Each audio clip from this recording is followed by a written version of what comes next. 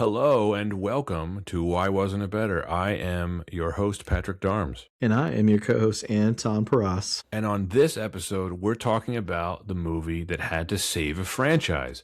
After the operatic spectacle of John Woo's slow-motion doves and motorcycle jousting in Mission Impossible 2, the series was at a crossroads. Enter first-time director J.J. Abrams, hot off of Lost and Alias, bringing with him handheld cameras, mystery boxes, and an emotional core the franchise had never really tried before. For the first time, Ethan Hunt isn't just sprinting across rooftops, he's planning a wedding. So here's the question. Is Mission Impossible 3 the movie that grounded the franchise and paved the way for the modern era? Or is it a slick mid-2000s TV-style action movie that feels smaller than what came before and after? Is this the film that turned the series personal? Was it better? Well, here to try to figure that out with us is a return guest, Tom Paradiso. Welcome back, sir. Woo! Thank you. Glad to be back. It's been a while. I think it's been a year. Almost, a bit, yeah. Was Tron? No, was it? Yeah. Might have been, yeah. Remind me, Tom, last time we spoke, was I a dad yet? No, you were about to be. Dad? Oh, yeah. I have a 1-year-old now. Indeed. That's how you remember things from now on. Yeah. Yep. Well, Amazing. Tom, if you don't mind, I'd like you to recite the following. All right. I'll give it a go. The pleasure of Busby's company is what I most enjoy. He put a tack on Miss Yancey's chair when she called him a horrible boy. At the end of the month, he was flinging 2 kittens across the width of the room. I count on his schemes to reveal the way to escape my gloom. Got it. Thank you. I thought about trying to copy PSH, and I don't think I could even do it justice. His confused but determined way to recite it. For whatever reason, that's one of my favorite parts of this film. Just the little things they do like that in this that are like part of the storytelling. Like, how would they copy someone's voice? And you're like, I guess this makes sense in the universe of this movie. It was a little, it reminded me of Sneakers. My voice is my passport. Mhm. Verify me. And I definitely had a thought in my mind of like, is every sound in that phrase, every sound they would need to, take just enough time to copy the voice? I guess. Well, what is it? I didn't ask ChatGPT, but I wonder what it would say. I mean, it's nuts now with fraud calls and recording and just getting, 10-second snippets of conversation. Seems like just enough now. I think that's what I saw recently. Yeah, you might not even need that much. Yeah, probably not even, yeah. I wonder if they got this idea from Sneakers. Just like I kind of wonder, did they get the idea for the device in your head from Total Recall? You know, the tracker that you shove up your nose in Total Recall? Yeah. You know what I'm talking about, right? Right. Yep. Or Battle Royale trackers. Right. Was that in the back of their neck or was that in their brain? It was in the back of their neck. Yeah. Okay. Same concept though, right? Yeah. Well, we're talking MI3 today. This is an interesting one because we had you on, Tom, for MI2 like over a year ago, I guess, at that. Yep. Found my glasses. The Oakleys? The Oakleys. I found them. I tried to find them live while we were on, which was why I got up from my chair in the middle of the episode and couldn't. Have since found them, but did not find them before this recording. You going to put them up on eBay? I'm thinking about it. You said they're worth a pretty penny, right? Yeah. Somewhere between, 500, maybe up to all right. a little more. If you don't wear them, you might as well sell them. Or just start wearing them and like throw people off. Like, what year is this? They haven't aged well. They're very small. Do you have just the classic pair, the black? The Romeo. They're titanium and they're very small. Like the lenses really just cover your eyes. It's pretty dated. But they sure did look cool in the year 2000, didn't they? I don't know what's in right now. I always try to go classic. Like if sunglasses, any sunglasses I wear are like Wayfarers. They always exist. They never go out of style. Yeah, Wayfarers are pretty timeless. Aviators, I think, are pretty timeless. Yeah. Oh yeah, for sure. Anton, we're too old to be worrying about what's in right now. Speak for yourself. I have to know what's in. You big, trendy sunglasses guy? Well, I guess being dads, we have to be able to look out to know how we can best embarrass our kids in the future. Right. It's true. Yeah. To know what's in, That's not necessarily to subscribe to it, but to be aware of it. That's a good point. To know how not current Right. I can't wait to be baffled by whatever music Yeah. the No daughter's thanks. listening to. I'm like, I have no idea. I'm already totally out of the loop when it comes to popular music. But Well, it's already come up, speaking of style, that, in a Ryan Gosling movie in 2012, he made fun of Steve Carell for New Balances that Ryan Gosling now wears. right. That's where we are. Goodness. I'm wearing New Balances right now. If there's anything that we've seen in our lifetime, it's that styles do come back. Fads do come back. It's all a cycle. Time is a flat circle, even in fashion. It is. I actually have to say, rewatching this film, because by the way, this is the 20th anniversary of MI3. The style in this film is pretty good. Is that just because J.J. Abrams endures? He knows what's going to look good in 20 years? I think so. I mean, I found the clothing styles in this film were pretty neutral, like not almost like normcore in a way. Like it's a lot of jeans and t-shirts and boots, and Tom Cruise at one point is wearing a really awesome dark brown suede like racer jacket that I feel is pretty timeless. Yeah, the fashion at the time, there was nothing that was like too form-fitting. Because skin tight became very popular a few years later. Yeah, he's just wearing like straight fit jeans in this movie. No Ed Hardy, none of that crap that was big around 2006. So, Tom Cruise and Ed Hardy in this film. Oh, thank goodness. And I don't count cell phones. I grade that on a curve. Like a 2006 movie with 2006 cell phones, I don't think that's dated. Like that's just what they had. Right. That was satisfying. There was definitely a flip phone closing, like snapping it closed to hang up a call at some point, wasn't there? Oh yeah, I think I was maybe mixing it up a little bit with Better Call Saul, which I'm watching takes place a little bit earlier than this, and there's the series has a lot of people snapping a phone close for emphasis. It's very satisfying. Makes me want to flip phone. Well, without further ado, then I'll intro this, and we can talk about all the various things that we want to talk about with this film. It was released on the 5th of May. 2006 by Paramount Pictures and Cruz Wagner Productions, directed in his debut for film by J.J. Abrams. Screenplay was Alex Kurtzman, Roberto Orsi, and J.J. Abrams, starring Tom Cruise, Philip Seymour Hoffman, Ving Rhames, Billy Crudup, Michelle Monaghan, Jonathan Rhys-Meyers, Kerry Russell, Maggie Q, and Lawrence Fishburne. The budget was $150 million. That is $242 million adjusted for inflation, and the box office was $398 million. That is $642 million adjusted for inflation. It has a 73% Rotten Tomatoes score. Tom, we're keeping with continuity here. We had you on for the second one, but why did you want to talk MI3? I'm a big fan of the series after this movie, and I really, really liked the first one. So, it makes sense to me to talk about and dig into and get into it about this one. It was a forcing mechanism to make me actually pay attention when I rewatched it, instead of putting it on and being like, I've seen this, I kind of remember it.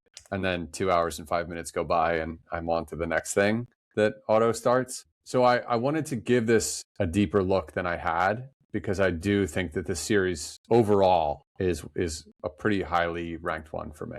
I will say, when I mentioned in the house that I was going to be watching Mission Impossible 3, so I have to watch a movie tonight, and I got a question. What are you watching? Mission Impossible 3. The response was, AKA the worst one. Literally, from the words from a 10-year-old's mouth, AKA the worst one.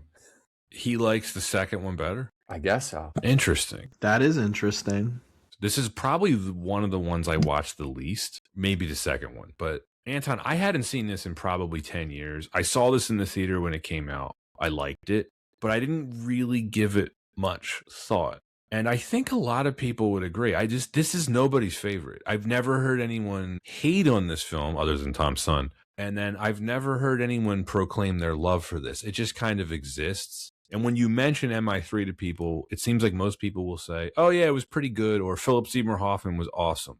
And not much else. Anton, for posterity, this is our 8th Tom Cruise film. Can't say that we don't know Tom Cruise at this point. We know Tom Cruise well. For the listeners' sake, we have done the first 2 Mission Impossibles, Eyes Wide Shut, The Last Samurai, Valkyrie, War of the Worlds, and Interview with the Vampire. Check out all those episodes. Did both of you see this in the theater when it came out? I definitely did. I didn't. You missed it. You were just. I'm fairly certain I didn't. I saw a lot of films in the theater, and I remember seeing it on DVD from Netflix, but I don't recall seeing it in the theater. So I don't think I did. It was considered a box office disappointment in 2006.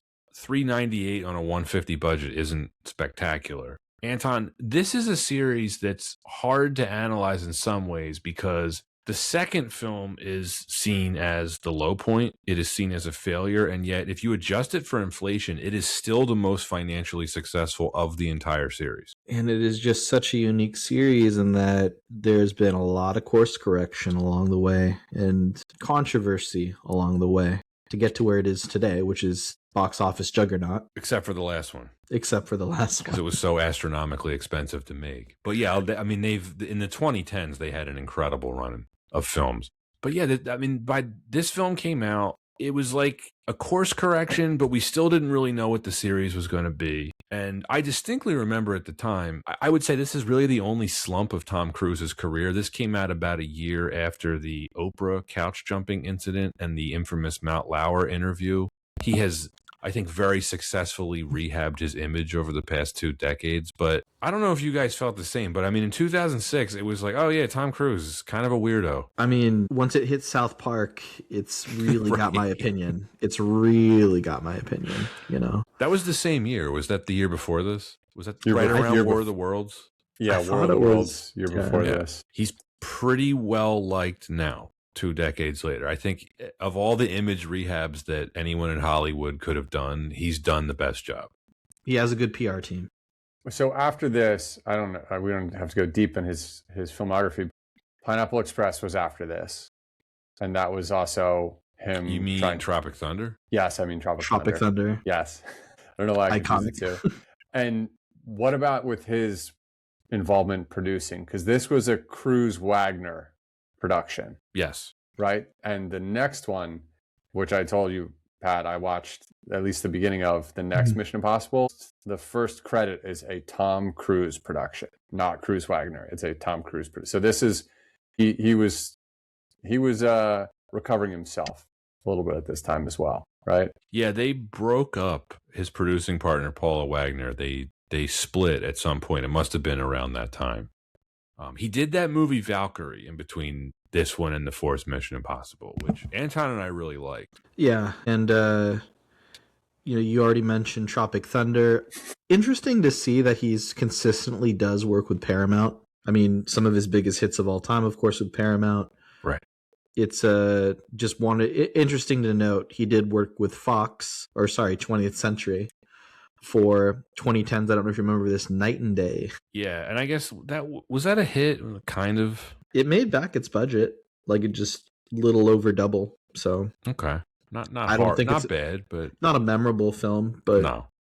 It was memorable to me because you could tell it was a West Coast production set on the East Coast, and they talked about the 95, Route 95. Oh, you called him out super quick. If it's the attention to detail, It just brings you out of it. small details, like no one drives the 95. Honestly, if someone said the 95 to me, I would get like confused, like, huh? Right. What are It you sounds talking about? It's awkward to say. Yeah. Yeah. Yeah, it's like if I see films and I'm supposed to believe the characters are from Long Island, but all they say is Florida.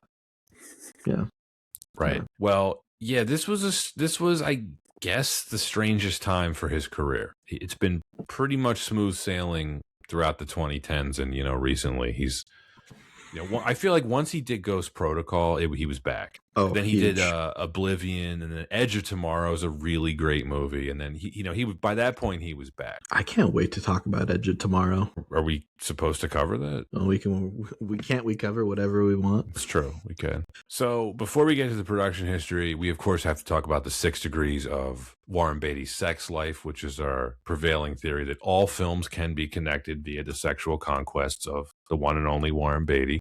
Michelle Monaghan is our connection here.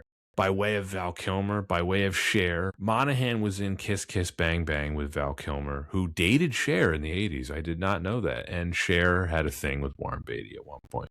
There's a really, really funny quote from Warren Beatty's autobiography that stuck with me, which is, at one point, Cher realized that she didn't know anyone who hadn't had sex with Warren Beatty, so she decided, why not just join the club? I guess that just Why not? That FOMO. doesn't shock you anymore, does it? No, nothing shocks me when it comes to Warren Beatty. Do we think Rob Lowe's Eskimo Brothers with Warren Beatty at all? It has to be. Definitely. No way. Yeah. No way he's not.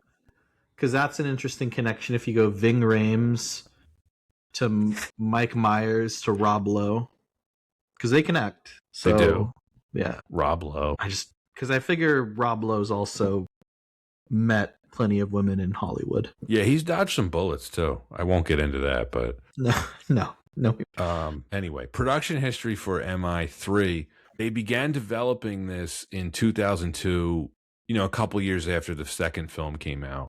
This is a great what if. Initially, David Fincher was going to direct, and it was supposed to come out in the summer of 2004. But after several months, Fincher bowed out, choosing to focus on Zodiac, which would not be released until 2007. I think that worked out for Fincher. We're all grateful he did Zodiac. He later cited creative differences, stating, quote, "I think the problem with third movies is the people who are financing them are experts on how they should be made and what they should be. At that point, when you own a franchise like that, you want to get rid of any extraneous opinions," end quote. It's a pretty funny shot at Tom Cruise. This is very much Tom Cruise's movie. Well, Fincher also has experience with the third installment, right? He sure does.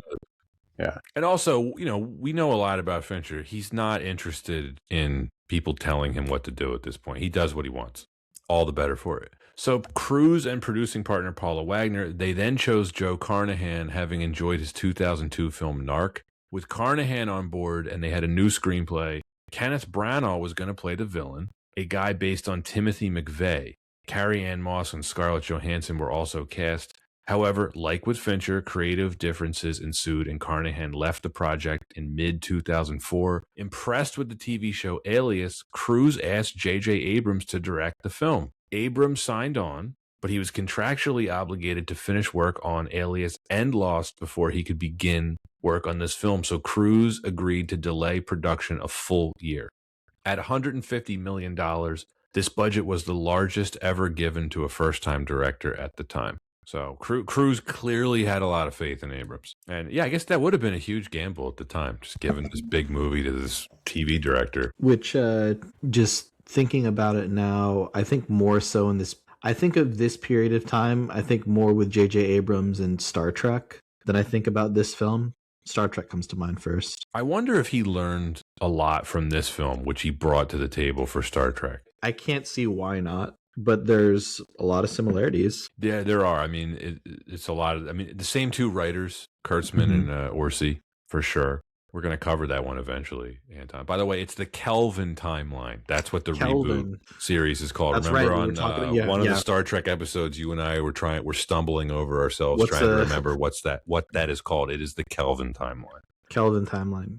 Yeah. Named after Jean-Luc Kelvin. Yep, that's precisely who it's named after. I can't wait for the listeners to correct us on that. We know it's the USS Kelvin. We know, which is the name of the starship in the beginning of the film. Piloted by George Kirk, or captained by George Kirk, briefly, after the previous captain was killed. Chris Hemsworth. Yeah, and was it his film debut? It was his film debut. Yeah. There's your trivia bit, Tom. Chris Hemsworth, first film, Star Trek. So this delay in the production, it caused Kenneth Branagh, Carrie-Anne Moss, and Scarlett Johansson to drop out. Ricky Gervais was going to be cast as Benji Dunn, but due to the delay, he was replaced by Simon Pegg. Billy Bob Thornton was offered the role of Owen Davian. This is wild to think about. He declined. He didn't want to be typecast as a villain, so that's how Philip Seymour Hoffman got the role. What else was he a villain in around that time? Bad Santa.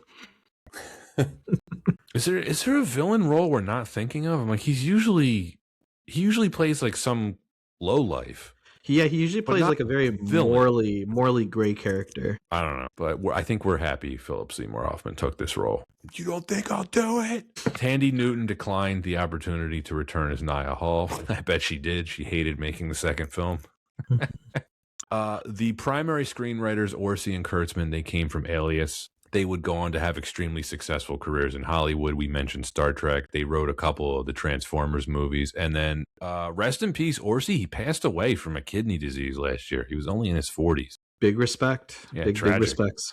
Yeah. Principal photography began in July of 2005. It lasted until November. It was filmed in Shanghai, Berlin, the Vatican City itself, and the Los Angeles. I'll mispronounce that name for all the West Coasters out there. Just kidding. In March of 2006, this is funny, prior to the film's release, a blog entry on HollywoodInterrupted.com alleged that Viacom, parent of Paramount and Comedy Central, canceled the rebroadcast of the South Park episode Trapped in the Closet due to threats by crews to refuse to participate in the Mission Impossible 3 publicity circle. The story was reported by multiple other publications. The Washington Post reported that South Park fans struck back and threatened to boycott this film until Comedy Central put Trapped in the Closet back on its schedule. CBS News later questioned whether this boycott hurt the film's box office performance. I love that they continued the bit though in the Return to Chef episode. Oh, with the Scientologist stuff? Yeah. Oh, they sure did. Oh, jeez. Well, Anton, we want to thank everyone for listening. If you're listening and you like what you're hearing, follow, subscribe, leave comments if you're listening or watching, wherever you get your pods. All this helps the algorithm. You can follow us on the social medias, Instagram, X, and best of all, Letterboxd. I've noticed an uptick in our Letterboxd followers. This messaging is clearly working. And if you really like what we're doing and when you want to throw a few bucks our way, we have a Patreon. Links to everything are in the description. I just uploaded a bunch of Patreon exclusive content.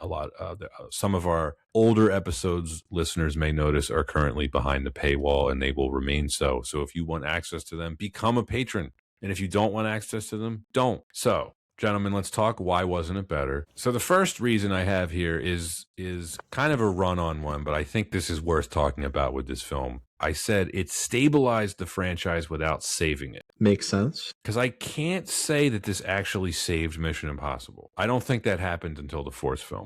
Is it maybe safe to say it almost feels like a reset? It's definitely a course correction from the second one, which was a course correction from the first one. So I remember before Ghost Protocol came out, nobody knew what to expect from a new Mission Impossible movie. Was it going to be like the first one, the second one, the third one? There was no clear template. Ghost Protocol would do that. But with this one, I mean, look, we all agree, right? This is an improvement over the second one. Overall, yeah. I wouldn't say it was a reboot. I didn't know if you were going to go, Pat. I know sometimes you have a thoughtful pause and then you say something really poignant. I appreciate that. And I didn't want to speak over that. A reset, a course correction for sure. To your point, I think they the series didn't have an identity, because we talked about this, I believe, on MI2. Tom Cruise wanted it to be different director, different style, different setup each time. Mm-hmm. So it wasn't maybe intended to be as serial as it became. And I'd say it got, they took that too far with the last two, making it part one and part two, but then changing it to not be part one and part two, but it really was.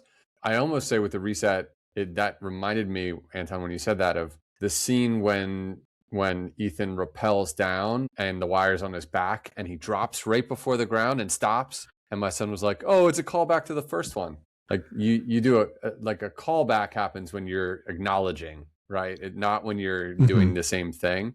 And it definitely was a callback that was more of a, we're returning to that because we know we kind of went away from it. No, I think that's a really thoughtful observation, Tom. And I think even in the mid 2000s, the idea of a trilogy was still very set. Like, we have 3 films, and then presumably that might be the last film in the series unless it gets picked up again. I think the most major sequel series that people saw like a major reset was, of course, Star Wars, when we have the prequel trilogy. But otherwise, for the most part, film series had like a set 3 films, mind you, other than like long-standing horror franchises or the Star Trek films. People think the third film, it's a big deal. Right.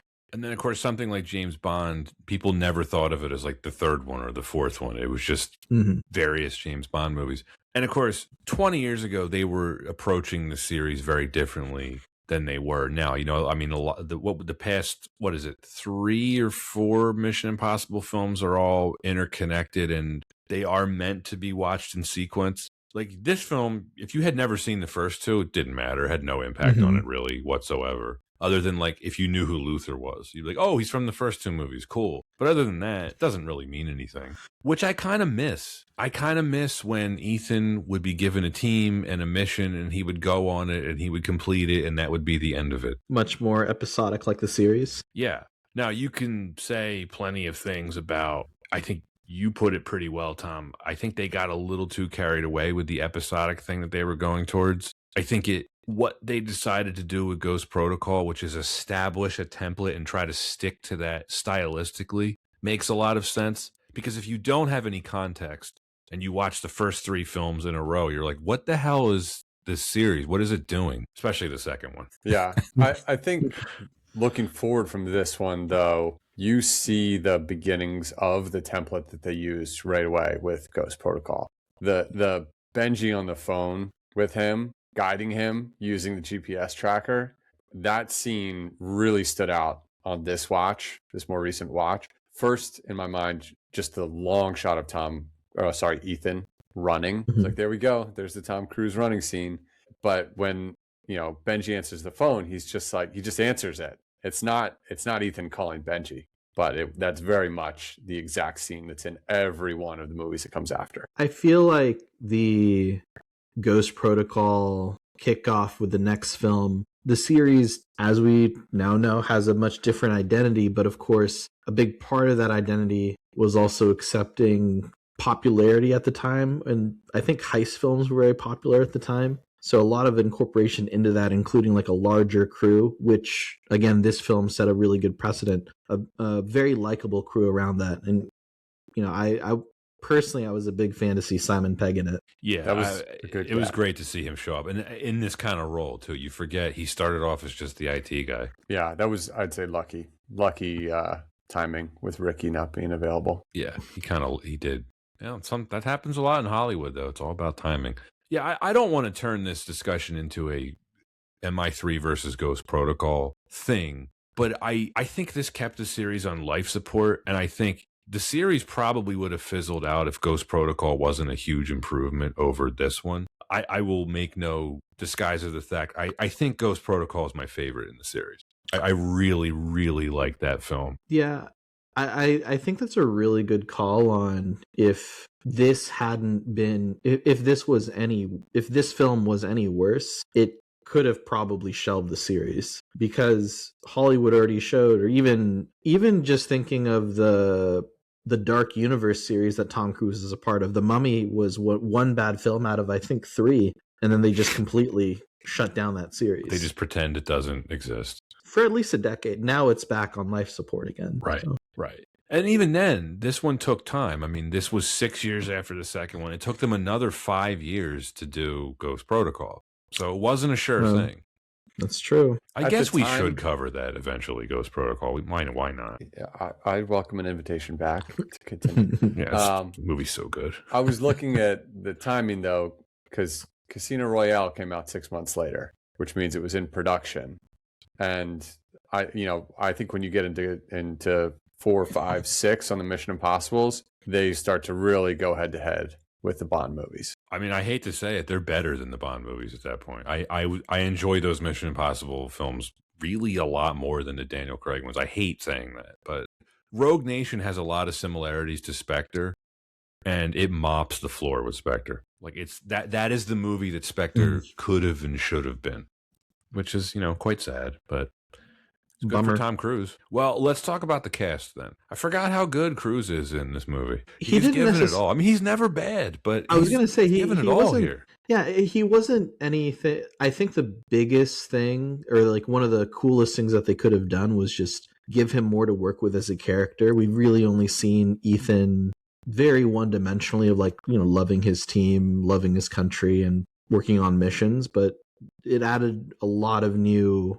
depth in this film, right? Great way to open the film. I remember seeing this in the theater, and you're like, oh, is that his wife with a gun to her head? Like, oh shit. And he goes through the full spectrum of emotions. It's really good work from Cruise. You only get that on first watch, though. Right.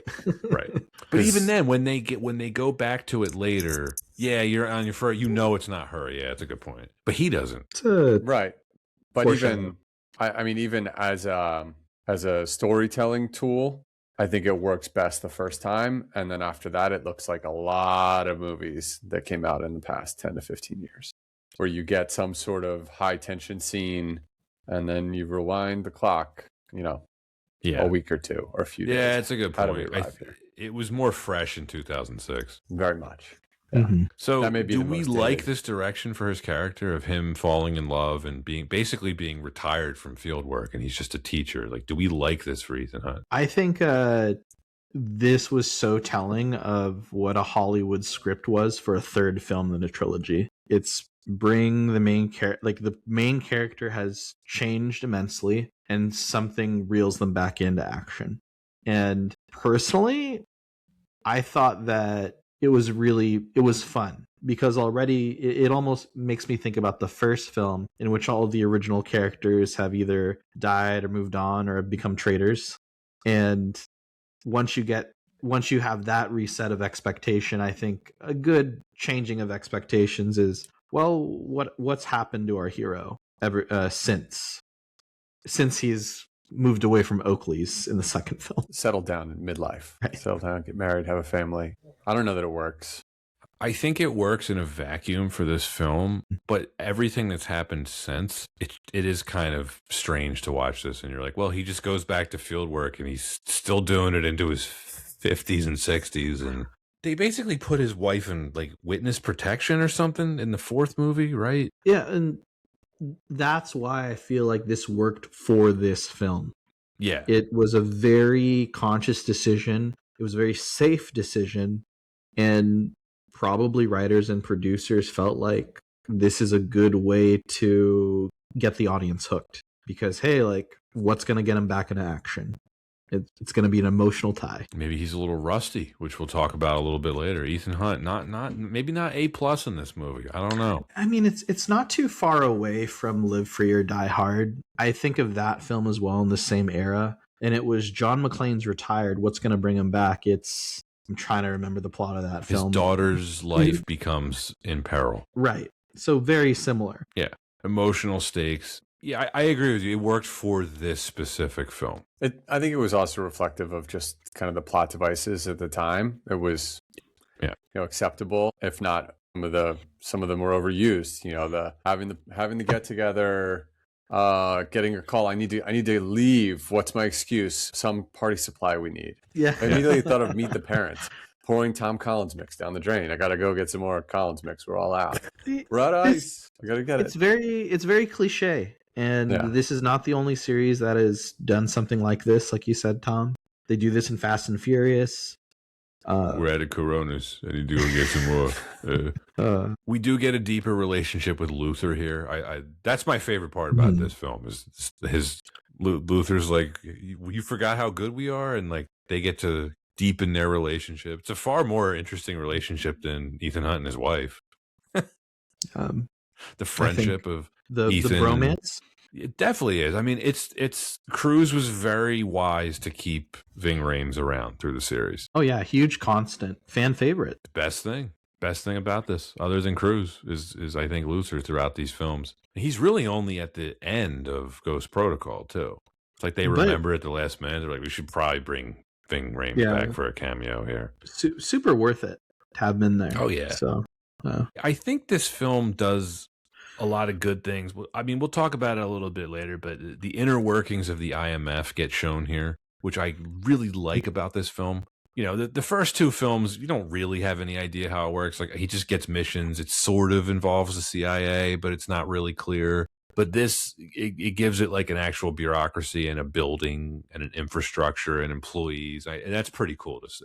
But before we get to the rest of Ethan's team, we haven't been talking about him much. Philip Seymour Hoffman as Owen Davian. Are we big Philip Seymour Hoffman fans? Who isn't? He was a fantastic actor. What a loss. Legend. Really is a legend. I mean, it really is one of the all-time greats. He really is. It's for a lot of people. He's at the mountaintop, and he's not my personal favorite actor, but I think he's one of the best.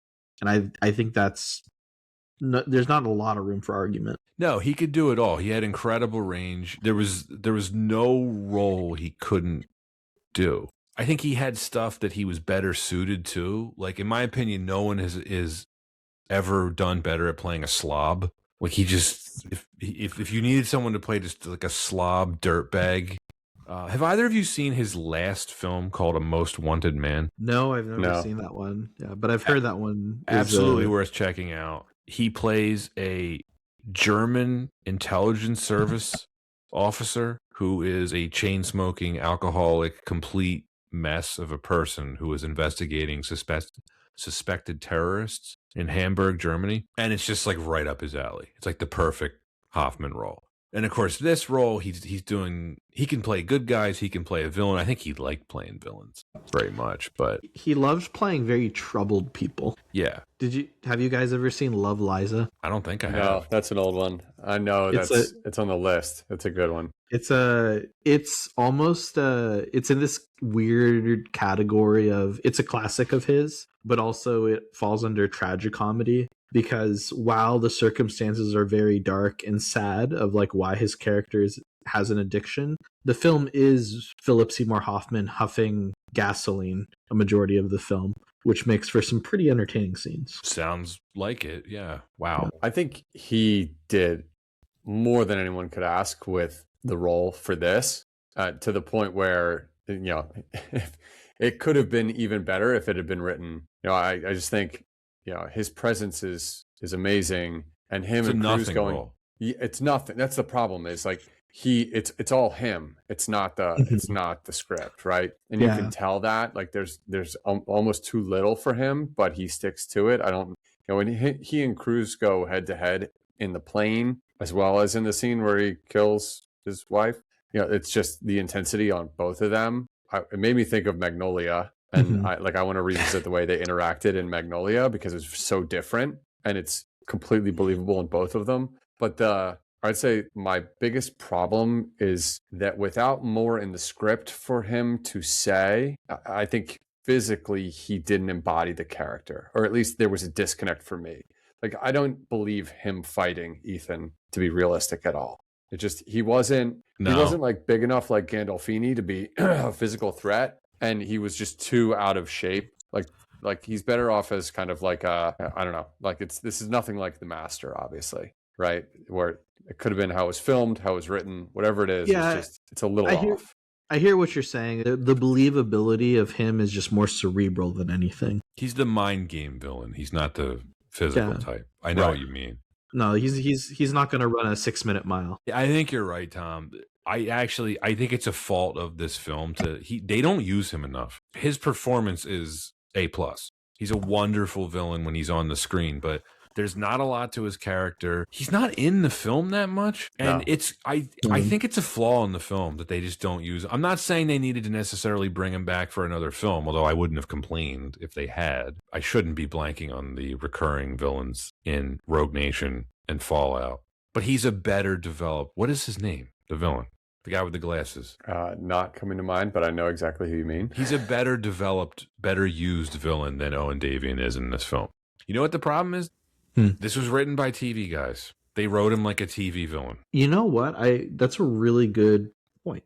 And I kind of wonder how much in TV you can just kind of write around any physical attributes that you can't write into, or you don't want to shoot into the episode. You could just edit around that. But for film, there's a lot seen. It also felt like the most TV of all the deaths. The way he's killed was not cinematic at all. Like, it's kind of funny, but I know, like, it's not great. There is a good bit of physical acting that he does do in the film that I liked. Right after Ethan puts the mask on and he's going in like the catacombs, there's like rafters and stuff that he's going through. I liked how Hoffman was playing it. He was playing it as if he were Ethan Hunt in disguise as Davian, and he's moving differently than his character normally does. It's a really good bit of acting from Hoffman. So, even when he didn't have his voice turned on yet, and he was playing Ethan, playing him, just the hand motions with the two fingers waving him away. Yes. To me that was very Tom Cruise. Yeah, very. Yeah. And that's the brilliance of Philip Seymour Hoffman. You're going to get the little details like that you might not with a lesser actor. Yeah, something that I've realized with all of the Philip Seymour Hoffman, or at least all of the roles he's just excelled in over the years, it's like you said, Pat, it's the little things. And we see that with all the greats, whether it's if his mouth is agape at all, just a bit, it's on purpose. It's telling us something about the character. If his eyes seem a bit more shifty, if he's furrowing his brow, it's the character that he's developed. And he really leans into those characters. I think what doesn't help his character too, which is again the writing, is Musgrave, the other villain of this film, played by Billy Crudup, is like he says like, oh, if we get rid of Davian, then he's like a weed, like one more, two more will just spring up, and it kind of undermines the menace of his character because they build him up as like I don't know, the Michael Jordan of arms dealers. They're like, this guy is a ghost, we can't find him. He's been messing with us for years. He's done all this evil stuff. He's given this weapon to North Korea or whatever. And Crudup's character just kind of dismisses him as like, oh yeah, like he agreed not to kill you if I did this thing. I don't know. They just didn't put a lot of effort into the writing on this. Fun fact, same era, Philip Seymour Hoffman did appear on a very famous children's TV series, voicing an actor in the series. Does anyone know what children's TV series? No. I don't know. Sesame Street? No, I wouldn't be shocked, but he was on Arthur. Would have never guessed that. Yeah. So. Must have liked it. Now, Tom, he certainly is no physical match for Cruise, but I mean, you certainly feel dread. When he escapes in the helicopter, you're like, oh no, he knows his name. Like, this is not going to be good. Yeah. The menace is there for sure. Yeah. Especially after what happened to Kerry Russell in the beginning.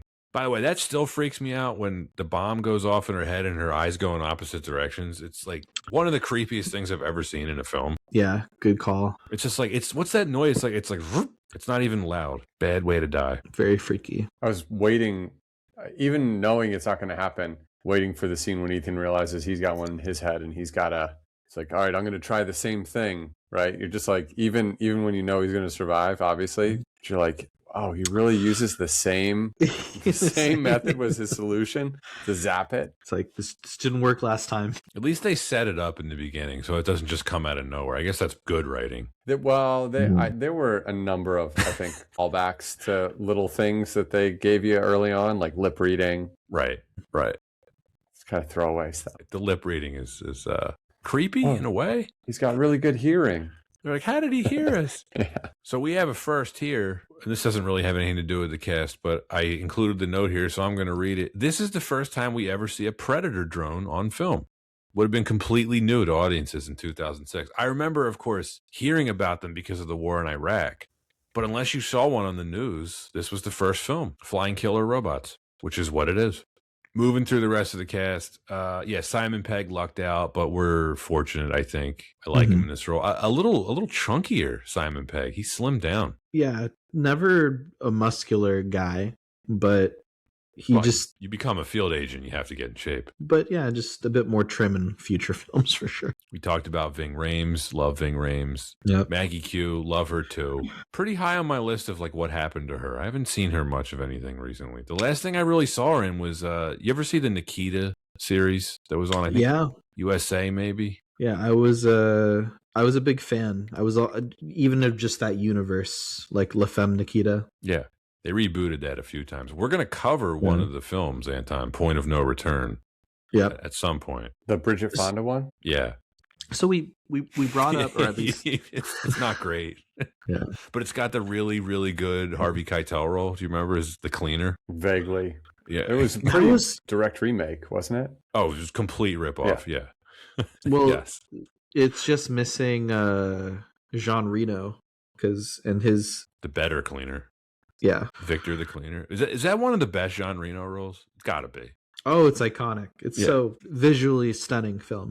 But Maggie Q, I mean, what you could pick? Do you pick maybe this film is her most iconic role, or Live Free or Die Hard? I think this one, because she doesn't have much lines in Die Hard. I think literally her role too was just the attractive bad guy. She is attractive. That is for sure. You know what? I'm sorry. I need to take it back. She had a pretty major role in Balls of Fury. Okay.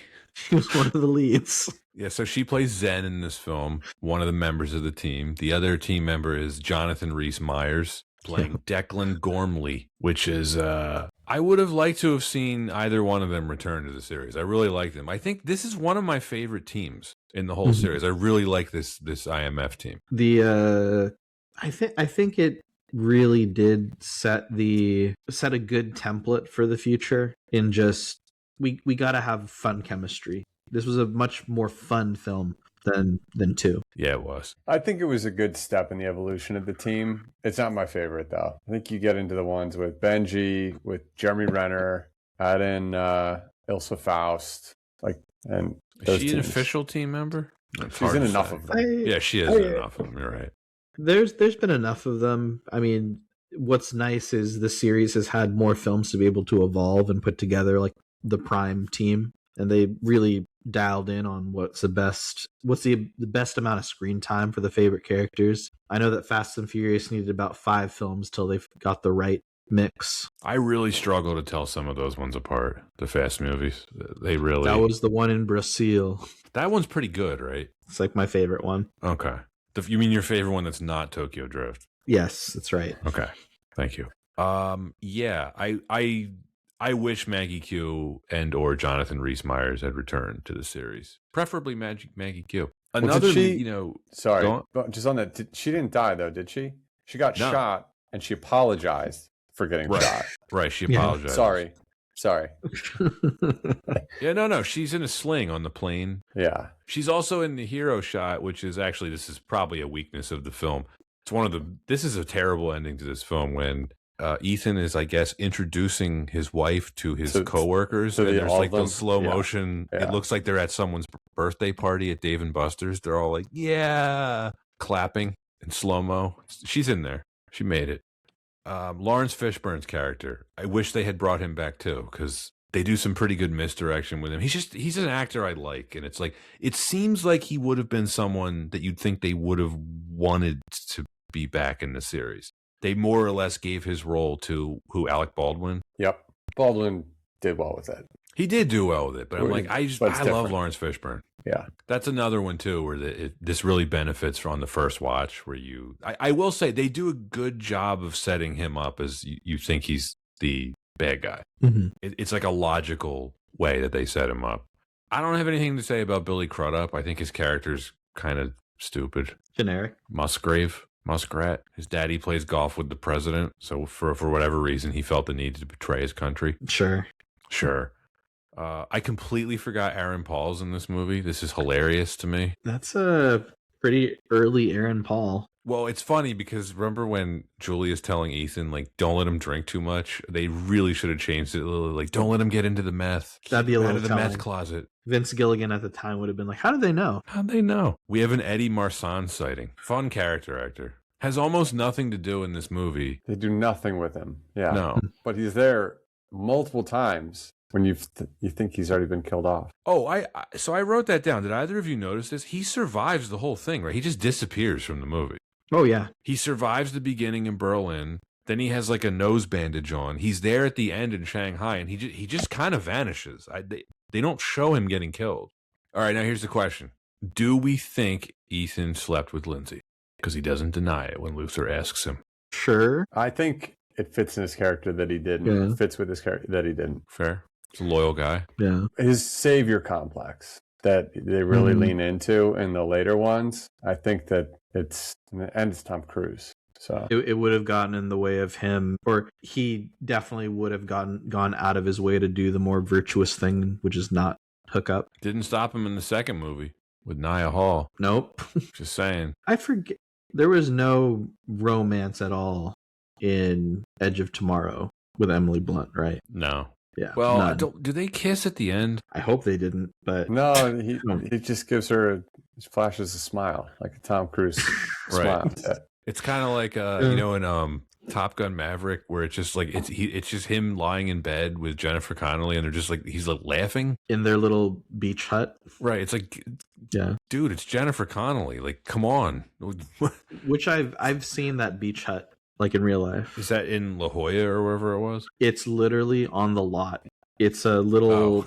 It's next to one of the major studios. Like I think it's like lot 3 or lot 4. And I think now it's where like stage guys park their bikes. Fair. Makes sense. All right. Next reason why this wasn't better, storytelling. We were kind of mentioning some of the little things this film does that I really like. Like I mentioned, the inner workings of IMF. I thought that was really cool to see, sort of like the bureaucracy of it. I enjoyed that. They didn't spend too much time on it because this movie's really well paced. They're kind of just throwing a lot at you, and I enjoy that. Do you feel like there was just enough of political conspiracy layered into this film on like the macro level? Yeah, I don't think they spent too much time boring you with it. They just give you like the high level stuff, so you're able to connect the dots on your own, and I appreciated that. They give you, this is the mission we're going on, and we explain a little bit how it impacts things on a bigger picture, but not too much. Yeah, not quite as in depth as maybe some other espionage films, but I think this film gave enough context to help set the stage and let a lot of the action do a lot of the talking. It's in line with TV writing. It is. I think in some ways the TV influence on this works for the movie, and in other ways it doesn't. I enjoy a lot of the little mechanics that they show. Like I mentioned a couple times now, I've mentioned the inner workings of IMF. I like the mechanics of the voice copy that they use to Davian, which you so kindly recited for us earlier, Tom. Like I like when they're doing the geometry of working out the fulcrum, when he's like writing the chalk on the window. Like I like all those little details that they're working into. Like here's how Ethan works with his team. And the film never forgets that it's just supposed to be entertainment. This is a popcorn movie. There's some serious stuff in the film, and I have to give Abrams credit for this because this is a serious film with plenty of fun, and I think he balances the tone right. I think the tone of this film is pretty spot on. He's putting his own stamp on this series, but he is never deviating from the fact that this is a Mission Impossible film, and it is supposed to be fun above all else. I think a lot of the fun that we get in this film also it benefits from being grounded in a very solid, tight story. It's clear who the bad guys are. It's clear where the action set pieces are in the film. It follows a very solid template. Again, very different from, or less stylized than 2. But I did a bit more research and I asked my dad, who was a big fan of the Mission Impossible original TV series. Did either of you guys did you guys ever see the series? I have seen it. Not much of it, but I've seen a handful of episodes. My goodness. Like some of the episodes are just nuts what they do, like mission wise. And like they probably couldn't have touched any of it in the films, because then even from Ghost Protocol on, it's just at a much larger level, or at least personal to Ethan. But there was one episode that my dad told me about around like literally Hitler's stolen gold and just trying to extract that, or one episode about trying to get information out of a mental patient, so they had to pretend to be mental patients in the hospital. So it very TV stuff, right? Which these films carry over some of it. Like I know the masks are from the TV show, the concept of the mask. By the way, I like in this film we get to see how the masks, they make the masks. Yeah, I like that. I like that that's stuff. Cool. That's cool. Great CGI transition too, when Cruise puts the mask on and at some point it becomes Philip Seymour Hoffman. He puts his thumb over his eye and then it's like seals it. Totally seamless. Yeah. But I mean, Anton, I know what you mean. I guess the TV thing, like I said, it works for some of it, and I think in other ways it works against it. Yeah, there's just elements, like you said, like the masks, the gadgets, the espionage, it all fits. It's a little sci-fi, and that's okay. Yeah. Like, that's what makes this series, I think, unique from like something like Bond, although Bond could get pretty sci-fi. But I think science fact, not science fiction. That's true. That's science true. Fact. Science fact. That's right. No, but I really do think when it comes to what stories would be told, they wanted to go for something safer, and they absolutely did. Well, Mission Impossible 2 went a little overboard. We talked about the tone of that film on that episode. It's a little heavy-handed. I'm not shocked. No, but that's John Woo for you. He doesn't do light. No, it was consistent though. Probably my biggest problem with this film is the tone between, and I don't think it's quite the extreme of like Philip Seymour Hoffman's in a different movie, but he's a different caliber of actor, and some of it is popcorn, and then I think you have the scenes with him, which could be in a much different film. You could just move his whole character into another film and a much more serious one and have it fit in. And maybe that's why I didn't consider it, too highly initially. It makes sense what you're saying. Totally. He could have been in a dark film, but that's what you get with Hoffman, I guess. Like, he has such range; he can give you so much. I wonder if you have to almost have him under control on something like this. Like, it's a little too much, Phil. Well, I feel like you said it, Pat. Like, he could be much darker. Like, he could have made this a much darker film. But I don't think they were as successful as, say, like Die Hard with Hans Gruber, right? Like, that's a serious actor, serious film role. It fit. It's a little more cohesive.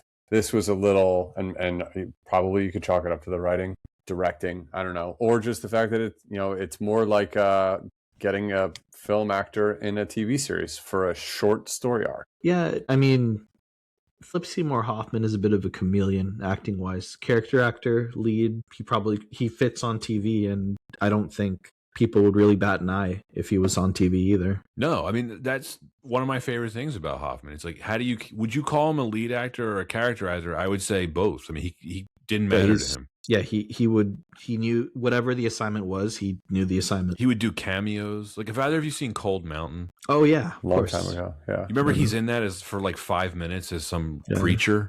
It's like it's a role. It's like totally beneath him because he's only in the movie for 5 minutes and he makes a huge impact on it. And then, literally a year after Cold Mountain, he was in Along Came Polly in a very comedic role. Right. Which I don't know if you guys seen that film, but him playing basketball. Him playing basketball. Hilarious. Well, even his role in Punch Drunk Love was around that time. Yeah. Which I was reminded of that in the scene where he's saying to Ethan, "Tell me your name." It's like, I feel like he's been in a scene where he's yelling at someone to tell me your name, and except it's the other way around with Adam Sandler. Adam Sandler is asking his name when he's calling him. And who can forget? How's the peeping? Who can forget Art Howe, Moneyball? I just really wanted to mention that. It's one of his best roles. Yeah. We said it before. There's not much to this role. He does the most with it. So the plot of this film, pretty loose, which is what you'd expect from a Mission Impossible movie, right? Pretty simple. They get a mission. It's usually a MacGuffin. This is the rabbit's foot. I think Hitchcock would be proud. This is a very good MacGuffin movie. I know the newest film kind of retcons this film because it incorporates the rabbit's foot. Have you seen the newest one, Anton? Yes. Okay, so we didn't talk about the newest one. I didn't like it. We did not talk about it. It was pretty boring. An hour too long. Yeah, a bit long. It was very long. Looked cool. Introduction. The cold open was like a movie. We'll get there eventually because that movie is honestly for a Mission Impossible movie. And I find MI2 more rewatchable than the newest one. It's just bold statement, I know, because it's not a very good movie, but it's a lot of movie. It's a lot of most movie. recent one. And the rabbit's foot is part of that plot. Does it work? I mean, I guess it sort of works because they never really establish what it is here. We only get like an idea. It has a biohazard warning on it. Who knows? I like that they don't explain it. They don't spend any time on it. I actually like that we don't see him actually steal it from the skyscraper in Shanghai. I thought that was a different way to do a set piece. The new film would have spent 20 minutes on that, him getting in there. But I like, we just see him going on the fulcrum. We see him breaking out when he does the base jump. I like that whole sequence. I think that was really well done. I'll give them that in the writing. I mean, the newer films, they devise a set piece and then they connect the plot to the set piece they want to film, whereas this was driven by story. Yeah. It's more so how do we incorporate the Burj Khalifa into this film? Yeah. We want a scene in a plane where Ethan hangs off the side of a plane. Make it work. Right into the movie. It's very Wild Wild West. I want a scene with a mechanical spider. And they're like, oh, okay. Sure. We'll do that. We're going to go to Rome and we're going to get a little yellow car and drive it around. Right. Which it is cool, but also it's 3 hours. Anton, I wrote down, this reminds me in some ways of Metal Gear Solid, like the anti-God thing, but that might be a stretch. I don't know if that's actually true. Well, I think that you can't see, or you can't look at any spy thriller that doesn't have influence from Metal Gear Solid. All right, so you buy it. I buy it. You're buying what I'm selling. Good. Yeah. Tom, any Metal Gear Solid thoughts? No experience with it, so no. Solid Snake's the man. I'll move on. I wrote down good set pieces, but not great. I don't think a single set piece in this film comes close to the first film. That's fair. In your directing debut, you're not going to compete with De Palma. Yeah, wire callbacks. Good. That was a great one earlier, Tom. But yeah, the first one had better set pieces. And I like the ones in here. Like the Vatican sequence in here is my favorite thing in the film. I think it's really fun. It's really well done. Again, I think what Abrams maybe lacked in the set piece experience category, he made up for in pacing. This is just a well-paced film. This is such an easy film to watch. It breezes by for me. I don't really think anything here drags much. It's all pretty rapid fire. It moves. I checked how long it was because I was like, it's under 2 hours for sure. It's just over, but it is consistent. I think the first 3, good, and then they start to get longer. Yeah. Ghost Protocol, I think, can do no wrong. But yeah, I mean, this isn't just limited to Mission Impossible. I think any action series, when you get past 2 hours, 10 minutes, you're pushing the limit for what I want out of an action movie. Well, because what are you pushing that film with outside of 2 hours and 30 minutes? Is it just... Because when the rabbit's foot gets delivered to its buyers in Iran, they can initiate the war, right? Right. That's what Musgrave wanted to do. Where were we? We're kind of getting towards the end here. I noticed this on the last rewatch. The sequence in Shanghai, this kind of bugged me. So he gets the rabbit's foot and then the team just leaves. They don't stick around. I don't know if it's a plot hole, but how long is that flight from Shanghai to DC? 15 hours, maybe more. The timing is questionable. Yeah, you know what I'm getting at, right? Yeah. So the team lands in DC and then they're confronted by Lawrence Fishburne's character. So you know how Ethan's on this time crunch thing to get the rabbit's foot to Davian, but then there's this 15 to 20 hour gap where the team flies back to DC and they need to get Musgrave from DC to Shanghai. So there's this huge gap that the film story doesn't really make sense in supporting. Wasn't there a similar time issue in MI2 though, getting to Sydney? Yes. He had to get to Atlanta from Sydney, and we worked out that what was it, 20 hours before he became contagious, and we're like, that wouldn't have worked. That's what it was, yeah. Same problem here. But yeah, it really did bother me the team just left. He gets the rabbit's foot, and they're like, all right, peace. It's like, maybe stick around to see if he needs your help. Maybe. They got stuff to do. Like what? Zen had an excuse, Maggie Q, because she got shot, for which she was sorry.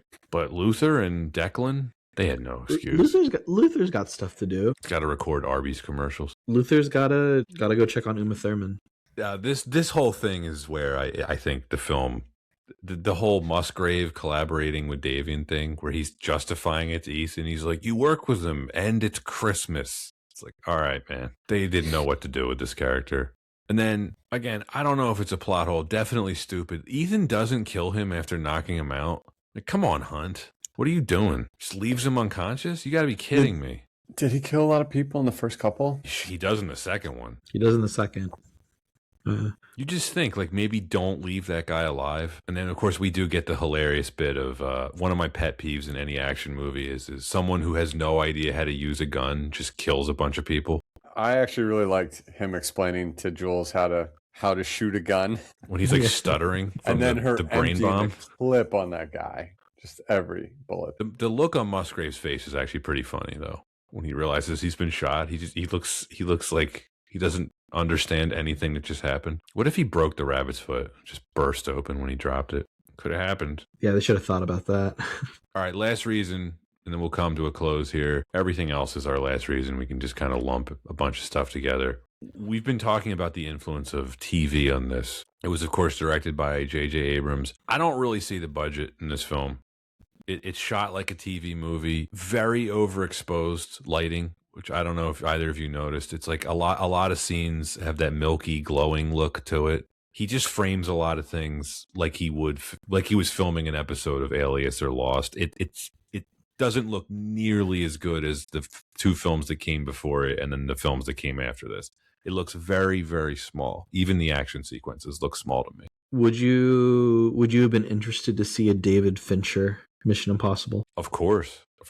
I don't know. I'm undecided on that. Conception, like the idea of it intrigues me. The same way I think the idea of a Quentin Tarantino Star Trek is appealing, but not really. Right. If I were a Star Trek fan, I think maybe you could get to a point where they would overshadow if that's what you want, if it's not in the timeline, right? It's almost like an anthology approach, or they're restrained somehow. I just think of Zodiac because it's around this time, Zodiac or Seven. It's a dark movie. This is a pretty dark, like mostly nighttime sequences and shots. Like, I don't know that is appealing to me in the sense of Mission Impossible. I was saying earlier, Patrick, to you, like, especially in the next ones, it's a lot of the sequences are in the daytime. They're big. They feel really big. That's probably, as you pointed out, is the IMAX influence, filming for IMAX with a lot of them. But to me, that feels like Mission Impossible. Anton, am I being harsh here? I really do think this looks like a TV movie. I don't think you're being harsh. I think that there's a lot of people that look at this film and sometimes they can't quite put their finger on why they don't love it as much as other films in the series. And I think that's a great way to articulate it. It does feel a bit more like a higher budget TV movie. You know, as cheesy as the second film is, John Woo gave it a very, very cinematic look. Mm-hmm. It feels big. It feels operatic. And then I love the way De Palma shoots the first film. I mean, we've talked about that plenty already. But this, I mean, a lot of handheld, a lot of shallow focus, a lot of push-ins, a lot of close-ups in this film. A lot of close-ups. Again, that's like a TV episode. Exactly what you're going to find. Very famous meme, the Hoffman close-up and then Tom Cruise. Yes. And now, to his credit, I think J.J. Abrams and the DP, Dan Mindell, they learned from this. You know, I think the Star Trek film has a much more cinematic, big screen feel to it. And yeah, I mean, what this is sandwiched between, Tom, you brought up Ghost Protocol. I mean, and all the subsequent films, they are big. They look big. Like you said, a lot of daytime stuff. Really took advantage of the locations. You know, if there's not a lot of establishing shots of even like Vatican City, it kind of cuts just like right to like the close up of the wall. It's like it could have just been on a studio lot. If I hadn't read that this was filmed in Vatican City, I wouldn't have known. Now, that's to say nothing. I mean, I think the highlight of the film, which is the bridge attack, it is well done. I don't want to diminish, I think, like the blocking of some of the action, but it's something to note. And then I don't know. It might be different for people in different regions. The streaming quality of this on Paramount Plus is terrible. Yeah, I tried checking that out the other day, the Paramount Plus stream. It looked like 720p. It just, I don't get it. Because then I popped on Ghost Protocol and it looked almost like 4K. So it's just a bad version they put on there. Not that I'm surprised with Paramount doing something stupid. That's ridiculous. That's ridiculous. It is. To have something that low. I would expect, it looked like something that I'd be okay with if I was watching it on Tubi, but... Right. Like, this is a Paramount movie. You would just think that... Not just a Paramount movie. It's a big name for them. It's a tentpole. I mean, this is one of the few franchises they haven't ruined. So the bridge scene, I was watching with my son, and he was like, do they film every movie on that bridge? Referring to the True Lies bridge scene. I was like, what are you talking about? That's not the same bridge. He's like, no, yeah, but every movie has one of those. Like that James Bond movie that was the first one that you ever saw, because he saw License to Kill recently, and the scene on the bridge in that. So that was his first James Bond movie? That was my first James Bond movie. Okay. Yeah. So that is not a good Bond movie to introduce to someone. No, but we've been revisiting and kind of cherry picking, and that one came on, and I had forgotten about that bridge scene. But 7 Mile Bridge? Yeah. I never asked you this, Pat. What is a good Bond film to introduce someone to Bond? One of the Connery Bonds, I would assume. I always say Goldfinger to this question. That was my second. Yeah. Because Goldfinger, it established the formula that a lot of non-Bond fans recognize. Moonraker was my first. That's nuts. Yeah, I know. I do know someone that was the first James Bond movie that they ever saw, and they're like, "This is stupid." I'm like, "It's not all like that, I promise." Well, had the opposite effect on me. Stupid or awesome. I want more. Another thing too, you used the term identity earlier, Tom. This isn't De Palma's paranoid thriller. It's not Woo's like insane operatic stuff, and it's not the clean stunt-driven spectacle that would happen with Ghost Protocol and beyond. It just kind of exists on its own little thing. It doesn't fit in. I guess in some ways that's just the first three, right? Like, does the second one fit in with anything else? No, but the second one to me has a stronger identity than this film. It's a worse film overall, but it has a more definable identity to me. But it feels like a film from the it feels like a film that would fit in 2006. Yeah, in and this if category. Tom Cruise wasn't the lead in this, I would think it had been shot for TV. It would have been a really cool TV movie. It would fit into the straight to streaming, made for Netflix or Prime movie category without Tom Cruise. Yeah. And if you had seen it, you would have been like, that was cool. Yep. It was watchable. Yeah. Oh, I guess we can throw Philip Seymour Hoffman. He elevates it for sure. You can include him there. It's like, oh, that's a cool streaming movie with Philip Seymour Hoffman in it, Tom Cruise. Are we getting to the point as well, though, where there's no, like, Netflix is out at this point. It's mail-in still, but we're like, blockbusters are on the decline by now. By 2006? Well, our Blu-rays are out, so you're starting to get the higher. I didn't have a Blu-ray in 2006.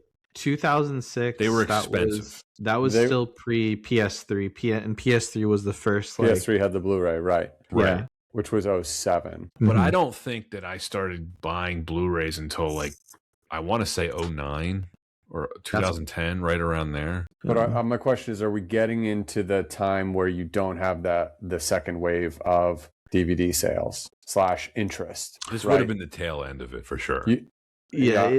I still think that DVDs are the mainstay for home video. It's just, you got to have that medium still. I don't know if you guys remember this, just not the mail-in DVDs, but the kiosks at grocery stores. Redbox. Yeah, Redbox. Yeah. Oh my gosh. I used that. It was only $1.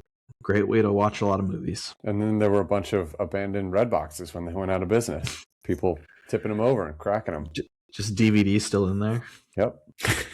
Yeah. I'm pretty sure I had a Redbox movie and I went to return it, and the kiosk was just either broken or shut off, and I was like, I guess I just have this movie now. And then you just got to keep Garfield: A Tale of Two Kitties. I don't even remember what it was. It's and I don't think they charged me for it because they went out of business. Interesting times. What a short-lived thing that was, Redbox. Yeah. It was kind of cool, but yeah, it didn't last long. Well, we're getting to the end here. I want to give a shout out to the Casio G-Shock MTG 910D. I got one of those. Do you? I have one. Yeah, it's upstairs, but yeah, I got one of those. I think this was the last film in the series where he wears a G-Shock, because he really upgrades to a less attainable watch in the next film, which is a Tudor. Okay. Only a few $1,000. That was the cool thing about the first three Mission Impossible movies, is the Casios that the characters had on were all $50 watches. And then they realized we can get better product placement than Casio. What are you going to do? Got to talk about the score. Michael Giacchino. It's a highlight for me. I really like this score. It's fun. It's a fun score. Jazzy. Yeah. It's a good time. Yeah, it's a nice homage to, I think, the original theme. And it's a pretty timeless score. This could have been a score from the 60s or now. Very contemporary. I really like it. I just want to give a shout out to Giacchino. Gives wonderfully entertaining names to his tracks on his scores. If any of our listeners are familiar with his work that he did for The Incredibles and Ratatouille, there's really fun track names on those. And some of the ones on here, Anton: Hell of a Copter Chase, The Sky's the Limit, Shanghai High, and then I think my favorite one is World's Worst Last 4 Minutes to Live. That's hilarious. I just love how Giacchino does this. You know where they were in the film. Yeah. There's a great track on the Incredibles 2 soundtrack called Looks Like I Picked the Wrong Week to Quit Oxygen. Yeah, love Giacchino. He does great work here. Yeah, he could go on to do Ghost Protocol too. So he did two of them. So I had to go check out that track list name. What, the Incredibles one or all the Ghost Protocol one? All the Ghost Protocol ones. So. It's something he does that's pretty unique as a composer. Not every composer puts a lot of thought into the track titles, but he does. I assume it's him. It has to be. And then I completely forgot there's a Kanye West song that plays at the end of this one. That was his time. Kanye song. That was his time. It was. Very fitting. Every bit as fitting as Limp Bizkit was for the second film. And Metallica. And Metallica.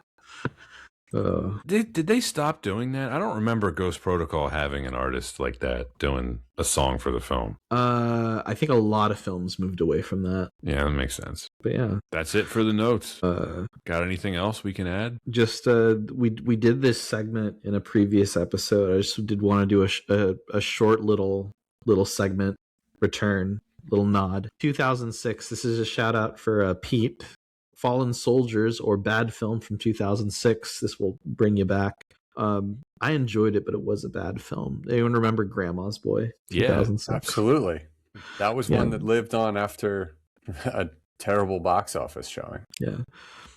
Does anyone remember Big Mama's House 2? Yes. Yeah. I'm aware of it, but I'm aware of it. It's like, it was can't believe they came out with a second one. Larry the Cable Guy Health Inspector. I remember knowing about that and wondering why Larry had a movie. Yeah. Like how big was he that he got his own film? He was huge that he got his own film. Yeah. There was a Basic Instinct 2. I vaguely remember that. That's never saw it. That's horrible. Don't think I need to. It's ridiculous. And Sharon Stone was, of course, the star.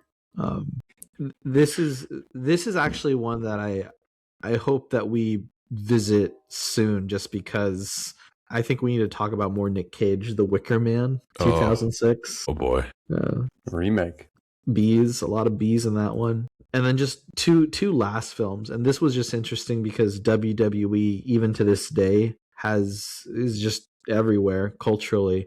They were making a lot of films in this period. So John Cena had his own film, The Marine, in 2006, and that was released with 20th Century Fox. And See No Evil, starring pro wrestler Kane, was released with Lionsgate Films in 2006. So pro wrestling, major film releases. What an interesting time 2006 was. The Rock was pretty big by then, wasn't he? He was, yeah. He was. Yeah, thank you for taking us down memory lane. And since I looked this up before we close this out, Ghost Protocol, we got some good track names on the score. Oh, I looked it up too, and they are good. They're good. I haven't. I'm gonna check this out later. I'll put it on Spotify. Can I say something to you now, Please, Anton? please. In Russia, phone dials you. Kremlin with anticipation. From Russia with shove. More trouble than she's worth. This is just making it that much. This makes me love Giacchino more now. That's so entertaining. It's so great. It's like you don't like. They don't have to do this. He didn't have to do that. Like he just. You didn't even say give her my Budapest. I wanted to leave that one for him to find. Well, I spoiled it. Oh, that's hilarious. That's great. That's too good. World's worst parking valet. Love it. I'll never forget as an 11-year-old kid buying the Phantom Menace soundtrack 2 weeks before the movie came out. And one of the tracks is called like The Death of Qui-Gon Jinn. Like Qui-Gon's funeral. I'm like, okay. Oh shoot. I wonder what's going to happen. Thanks, John Williams. Anyway, so ratings for this film, Mission Impossible 3. Tom, as the guest, you always are given the opportunity to go first if you'd like it. I'll go ahead and go first, and I'll just qualify my rating that it's been long enough that I don't remember what I rated prior films and prior episodes, so I'm not subscribing to the same scale per se. I think I've been pretty generous with the B's. So you were pretty generous on Mission Impossible too. Probably. I'd say that I probably am going to rank this lower than that, which may be appropriate. But I don't know. Never mind. I don't need that. I can re-listen to find out what we read. I can tell you if you want. Sure. What were our ratings of that one? So you gave Mission Impossible 2 a C-. Anton and I both D's rated range, right? D. Yeah. Okay. Yeah. That's harsher than I remember. Maybe after we spoke about it. So that doesn't change what I was going to give this. I'm going to give it a C. I think I might like it more now than I did the first time I saw it. Maybe I appreciate it more. I think it's aged well, which is to say it was not that great, and it's maybe still not that great, but it's the type of movie that you could rewatch. It's not painful to watch. It's not bad. It's pretty average. I'm recalling how I had an Australian coach who used to say things are pretty average, really. in an Australian accent that I just butchered. And that's what this is. It's the type of movie that I was saying earlier that I could put on, and I wouldn't be disappointed to put on, but I probably wouldn't give it a ton of attention, as opposed to some of the ones that came after, which I rate highly, that I would put on and be like, oh, sweet, this is that scene in Fallout or Rogue Nation, which are my two favorites, and I couldn't say which one I like better without really analyzing them. So if those come on, I would be captivated. This comes on, I'd be entertained with half my attention. I think a solid C.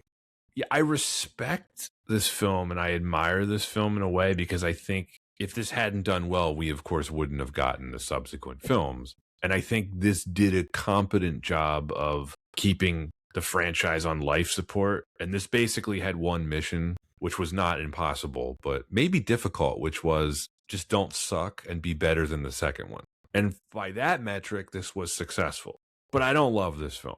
I love things in it. I like a lot of the little things that this film is doing. I think there's a lot of good storytelling details in here. I like Tom Cruise in here, as I always like Tom Cruise. Philip Seymour Hoffman gives a great action movie villain performance. It's a shame that the writing just wasn't better. They wrote this like a TV episode. I like the MacGuffin stuff. I like the set pieces, but they're nothing special. They're competent. I think in terms of the first time directorial effort from J.J. Abrams, he did a competent job.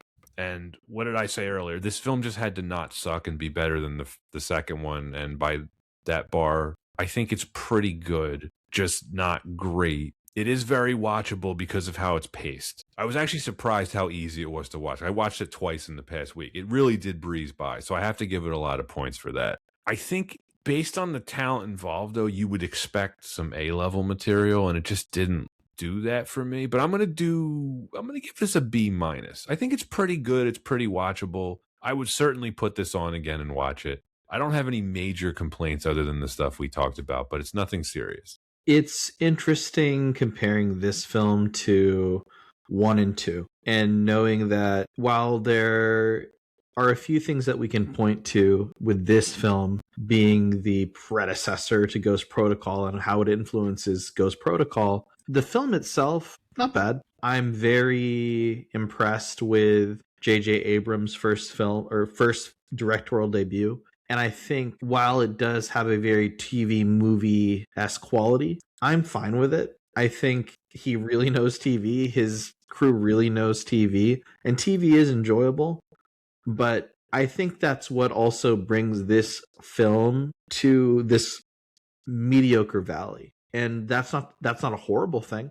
I just think it means this is an action film that I can probably play in the background and not feel like I'm missing out. And if there's anything we've learned with the Mission Impossible series, is you have to feel FOMO if you're not tuning in. And this didn't feel like a film that had that same level of urgency. Now, I'm a huge fan of Philip Seymour Hoffman, so I'll always enjoy that aspect of the film. Tom Cruise is never a bad hang and always a great time seeing him on screen. But otherwise, I feel like there are a lot of elements here that were more so perfected and evolved in the following films. And it was just a nice, interesting wink and a nod to the first film as well. Yeah, I think this is fine as a film. The rewatchability factor, maybe if it's more of just a nice little hangout, and I don't mind putting it in the background. I know that I can tune in and out. But with that, it's still a pretty good action film from 2006. I give it a C+. On another day, you could talk me into C, but I'm glad we got there in the end. I think it earned its place, and it really sets the foundation for the future to get it back on track, to get the series on track. It didn't mess anything up. Very inoffensive. Very inoffensive. Yeah. Yeah, I mean, it's certainly worth watching just for Hoffman's performance alone. Like, if you're like, oh, what's a good action movie with like a really good bad guy in it? You're like, this is a good selection. But anyway, Die Hard. Well, I mean, we're talking the elite of the elite. All right, well, that's it for Mission Impossible 3. Tom, great having you back. Thanks for having me. We'll do it again maybe a little sooner if I get the invite again. I know I was the one who was. Yeah, that was on you. Yeah, not Any preference in film, Tom? Oh, next time we have you Tom on? already agreed to appear on another episode. Oh, okay. All right. Another mediocre sequel, Tron Ares. Oh, I thought he was going to I thought we were finally going to get someone for November Rain. Okay. Well, that's it for this edition of Why Wasn't It Better? Thanks for listening and see you next time.